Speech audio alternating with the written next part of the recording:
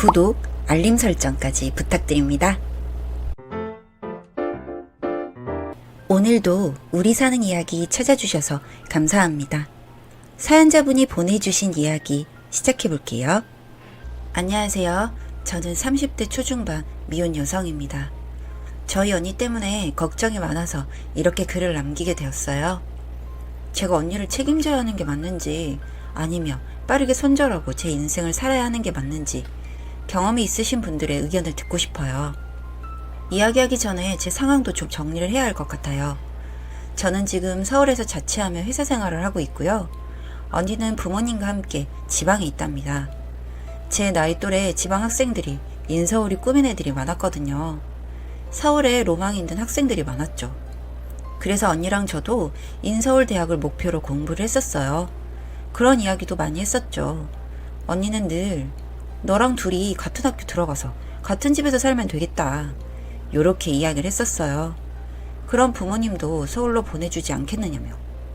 그런데 현실적으로 언니는 인서울을 할 성적이 아니었고 수능치고 같은 지역 대학을 가게 되었어요. 그리고 2년 후 저는 고등학교 졸업하며 학교를 수도권으로 오게 되었고요. 그러면서 언니랑 좀 소원해진 감이 있고 그 다음에는 언니가 뭐 하면서 살고 있는지 전혀 관심이 없었어요. 사실 대학 다닐 때도 방학 때는 아르바이트를 하면서 용돈을 충당해서 고향집에 돌아갈 시간이 많이 없었거든요. 그리고 저는 서울에서 그냥 휴학 없이 졸업을 했고요. 운 좋게 졸업과 동시에 서울에서 취업하게 되어 그대로 쭉 일하고 있어요. 그래서 솔직히 집에 대한 적이 그렇게 애틋하진 않은 편이에요. 제 나이대 사람들이 다 그렇듯 고등학교 들어가면서 집에 있는 시간보다 없는 시간이 더 많았고요. 고등학교에서도 7교시까지 하고 9교시까지 야자에 독서실까지 다니다 보니 그냥 집은 잠을 자는 공간이었거든요. 뭐 대학 다니고 취직하고 정신없이 살면서는 더 그랬고요. 그런데 얼마 전부터 언니가 자주 연락이 오기 시작하더라고요. 언니는 소위 말하는 욜로족이에요. 소원해진 약 10년의 시간 동안 언니는 욜로가 되었대요. 참고로 저는 인터넷을 많이 하는 편은 아니고요. 사실 욜로족이 뭔지 잘 몰라요. 쭉 읽으시고 이건 욜로가 아닌데? 라고 말씀하시는 욜로족 분이 계신다면 미리 죄송하다고 사과드릴게요. 어쨌든 제가 보는 언니는 이래요. 그냥 하루 벌어 하루 먹고 살아요. 언니의 일과는 이래요. 엄마가 밥 해주시면 밥 먹고 종일 늘어져서 자다가 그럴듯하게 식탁 차려서 SNS에 좀 올려주고 또 자고 그래요. 그러다 주말에는 싹 차려입고 하플 찾아가서 싹 사진 찍고 오고요. 그걸로 일주일 우려먹으면서 인스타 하고 있어요. 가끔 일은 하는데 단기 알바인 것 같아요. 단기 알바도 자주 하다 보니 불러주는 곳이 있더라고요. 아빠가 아시는 분 회사에 꽂아준 적이 있나 본데 여기가 직장이 좀 괜찮았어요. 나름대로 연금도 쌓이고 평생 할 수 있는 일이었는데 자존심이 상하는 일이 좀 있었나 보더라고요. 그런데 어지간한 사람이면 욕이나 하고 친구들이랑 술이나 먹고 그렇게 존버를 하잖아요. 요새 얼마나 취업이 힘들어요. 고학력 백수가 널린 세상인데요. 그런데 언니는 돈만 조금 모으더니 여행 간다고 그냥 일을 그만둬 버렸어요. 그러고 나서 뭐 한 달 동안 라오스랑 태국 여행을 가더라고요. 가는 곳마다 사진을 찍어서 SNS에 올렸는데 저는 제가 아는 저희 언니 아닌 줄요.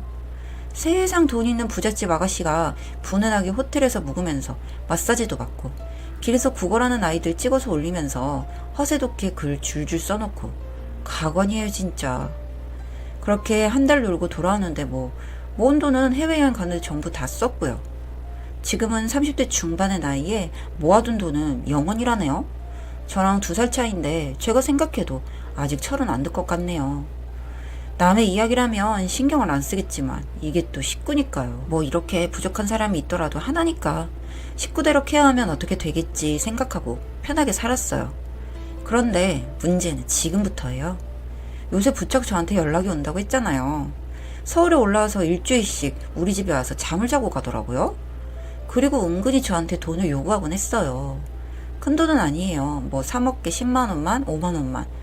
그래도 서울에서 월세 내고 밥 먹고 차비 내고 하면 돈을 모으는 것도 빠듯한 저인데 남들에겐 돈 10만 원이 우습겠지만 사실 그게 시도 때도 없이 나가면 부담스럽거든요.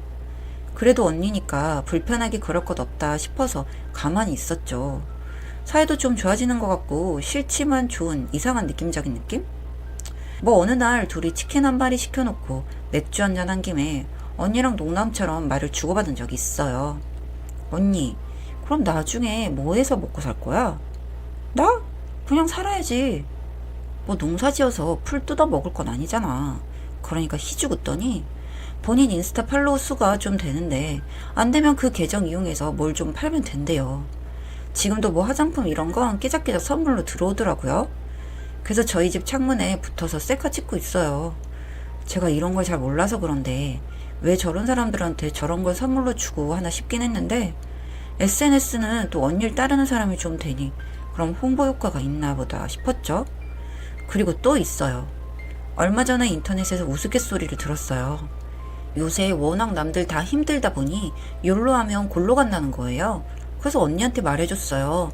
그날도 저희 집에서 뒹굴면서 돈 10만 원을 가져간 날이었어요. 언니 욜로 하다가 골로 간다는데? 솔직히 뼈를 좀 담긴 했죠. 근데 언니 단박에 그러는데요. 나는 욜로 하다 빨리 죽을 거야. 네, 언니는 그냥 욜로 하다가 빨리 죽을 거래요. 이어지는 말이 더 가관이에요. 아니면 너랑 같이 살지 뭐. 너 결혼할 거 아니잖아? 와우, 네. 순간 얘의 욜로 인생을 내가 다 책임져야 하는 건가? 하는 생각이 번뜩 들더라고요. 욜로라는 게 돈을 본인이 열심히 벌어서 그 돈을 즐기는 데 사용하는 사람들을 말하는 거 아닌가요? 욜로도 돈 있어야 하는 거 아니지? 제가 지금 미혼이긴 하고 결혼할 생각이 없긴 한데 그건 자발적으로 비혼을 하는 거지 늙어서 언니 수발 들려고 인력을 비축하는 중이 아니잖아요. 작고 귀여운 제 통장도 그렇고요.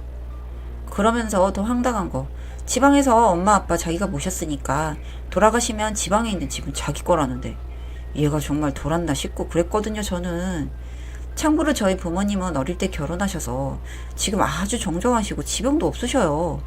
대체 뭘 노리고 있는 건지. 사실 제가 자식은 없지만 강아지를 한 마리 키우는데요. 저희 개인님이 저런 생각을 하고 있대도 오만정이 떨어지고 천년의 사랑을 식을 것 같거든요. 그래도 뭐 가족이고 자주 와봤자 한 달에 2번이고 방도 남고 지방집이 KTX로 2시간 좀 안 걸리거든요. 와도 자기가 뭐 알아서 놀고 먹고 자고 하고 강아지도 봐줘서 가끔 산책도 시켜주고 하길래 그냥 참아야겠다고 생각하고 뒀는데요. 얼마 전에 이 일이 터졌어요. 제가 반차가 있는 회사에 다니는데 한 달에 반차 2개를 다 소진을 해야 하거든요. 그런데 계산을 잘못해서 반차를 하나 더 써야 하길래 그걸 급하게 써서 집에 들어갔어요. 저희 집 개님이랑 언니랑 데리고 마당에 있는 액하나 갈까 하고요. 집에 가서 번호키를 누르는데 삑삑삑삑 띠리릭 딱 문을 여는데 안에서 엄청 쾅 이런 소리가 들리는 거예요. 깜짝 놀라서 신발도 제대로 못 벗고 언니! 외치면서 들어갔죠. 근데 안에 초면인 남자가 있더라고요. 그것도 제 방이에요. 그리고 너무나 헐벗은 상태로요. TMI 말씀드리자면 초록 팬티를 입고 바지를 끼어입고 계시더라고요. 순간 이게 뭐지 싶어서 소리를 빽 질렀는데 언니가 침대에서 부스럭거리면서 일어나는 거예요. 미친아 뭐야. 오해하지 마세요. 저는 평소에 욕을 하지 않는 사람이에요. 그런데 사람의 뚜껑이 딱 열리니까 입에서 쌍욕이 나오더라고요. 강아지도 안 보여서 미친듯이 찾아다녔는데 이 언니라는 년 살라고 비워줬던 방에 넣어놓고 문 닫아놓은 거 있죠? 저는 언니보다 강아지가 우선인 사람이라는 걸 그때 알았어요. 인간 같아 인간 취급을 하죠. 저희 강아지 안고 방에 돌아갔더니 그 남자가 옷 다 입고 있어서 꺼지라고 쫓아내고 언니한테 자초지종을 들었어요. 처음엔 지가 뭘 잘했다고 저한테 오히려 파르륵 하더니 제가 눈 뒤집혀서 지랄지랄 하고 나니 깨갱하더라고요. 전형적인 강냥약 강인가 보네요 저희 언니. 그리고 듣다 보니 대박이었어요 저희 언니. 욜로 한다고 했잖아요. 사실 열심히 사는 사람이었어요. 그래요. 늘 집에만 붙어있는 건 아니더라고요. 서울에 공부하러 올라왔대요. 뭘 공부하느냐 했더니 무슨 네트워크 마케팅이라고? 딱 들어보니까 다단계더라고요. 지방 사람이면 원래 합숙을 시켜주는데 자기는 남들이랑 같이 잠 못 자서 식구인 제 집에 살기로 하고 올라온 거래요. 이걸 뭐 열심히 살려고 했다고 해야 하는지 그게 아닌지. 그리고 들여놨던 남자는 본인의 멘토라네요. 좋은 이야기도 계속 듣고 너무 듬직한 사람이래요.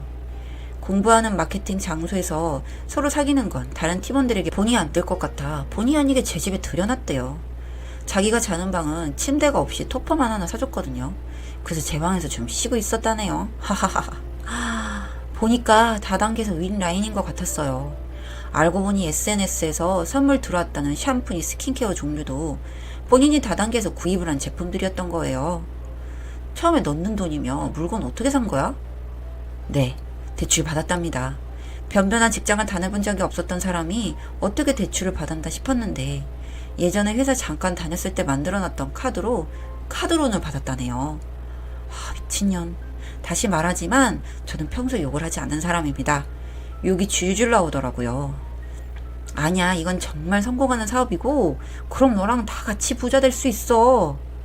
저 오빠가 저러고 있을 사람이 아니야. 그렇게 이야기하면서 울고불고 하는데 눈이 뒤집히더라고요. 저 부엌 가서 무쇠 펜 가지고 나왔어요. 일단 언니 휴대폰을 쾅쾅 쳐서 박살을 내버렸어요.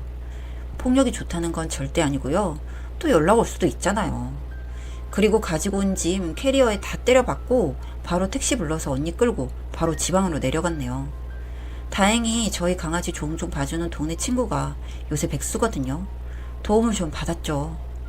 언니가 얌전히 따라왔나 궁금하실 거예요. 네, 얌전히 따라왔어요.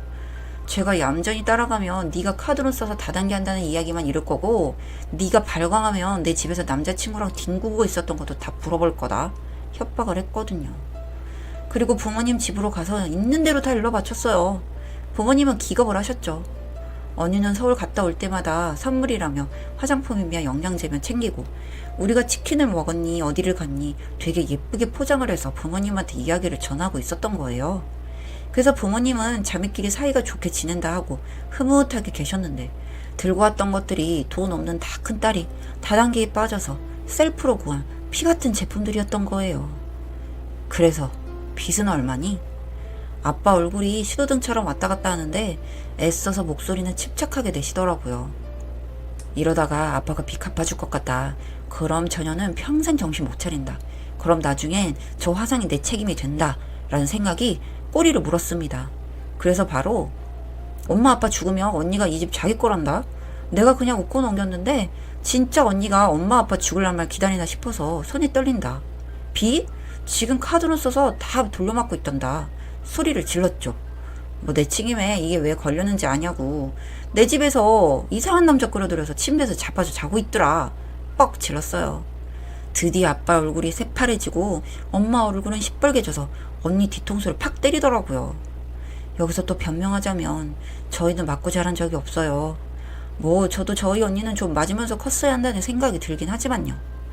그 다음은 뭐 저 멍청한 자매 때문에 제가 연차 쓰기는 싫고 부모님이 초주검 되신 걸 보니 좀 양심이 아프기도 하고요. 그래서 언니 처분은 엄마 아빠한테 맡겨놓고 밤차로 올라왔어요.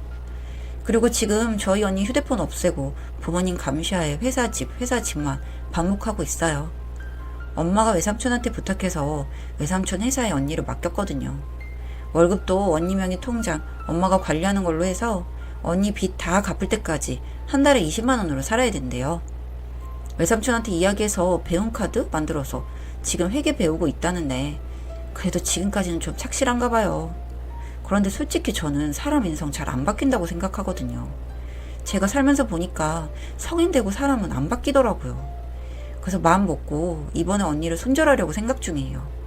부모님이 지금은 케어를 하시지만 나중에 저 짐덩이가 어떤 사고를 칠지. 어쨌든 풀어놓고 나니 조금 마음이 풀리네요. 참고로 저희 집 친구류는 언니 내려보내고 나서 싹 다 버리고 이케아 가서 저렴하고 예쁜 걸로 바꿔버렸어요. 마음 같아선 아주 이사도 하고 싶네요. 사연은 여기까지였고요. 우리 사는 이야기 시청해주셔서 감사합니다.